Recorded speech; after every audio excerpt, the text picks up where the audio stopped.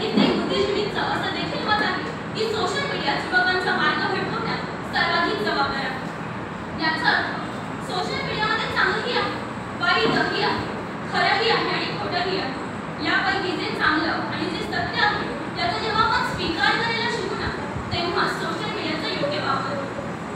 खरं तर